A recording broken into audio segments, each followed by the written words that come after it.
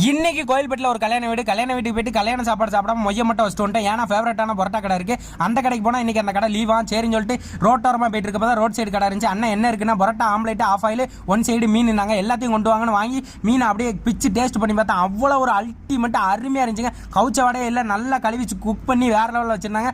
என் பரோட்டாவை எடுத்து அப்படியே வாயில் வைக்கவே சொர்க்கத்துக்கு போயிட்டு அதுக்கப்புறம் பரோட்டா சாப்பிட்டு முடிச்சுட்டு அந்த ஆஃப் ஆயில் 4 மடிச்சு வாயில் போடுற சுகமே வேற. சாப்பிட்டு முடிச்சுட்டு பிரேஸ் எவ்வளோன்னு கேட்டால் 50 ரூபா. நாங்கள் மஸ்ட் ட்ரைங்க.